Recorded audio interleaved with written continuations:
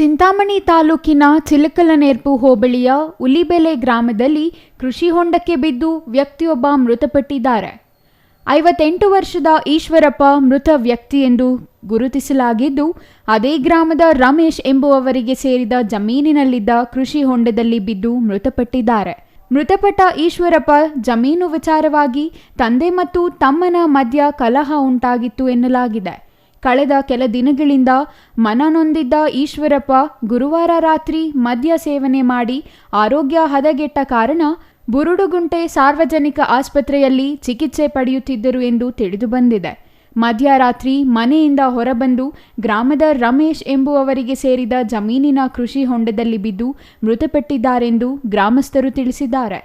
ವ್ಯಕ್ತಿ ಮೃತಪಟ್ಟ ಸ್ಥಳಕ್ಕೆ ಕೆಂಚಾರ್ಲಹಳ್ಳಿ ಪೊಲೀಸ್ ಠಾಣೆ ಸಬ್ ಇನ್ಸ್ಪೆಕ್ಟರ್ ಶಿವಕುಮಾರ್ ಭೇಟಿ ನೀಡಿ ಪರಿಶೀಲಿಸಿದ್ದಾರೆ. ಈ ಸಂಬಂಧ ಕೆಂಚಾರ್ಲಹಳ್ಳಿ ಪೊಲೀಸ್ ಠಾಣೆಯಲ್ಲಿ ಪ್ರಕರಣ ದಾಖಲಿಸಿಕೊಂಡು ಮುಂದಿನ ತನಿಖೆ ಕೈಗೊಂಡಿದ್ದಾರೆ. GL Shankar, CTV news, Chintamani.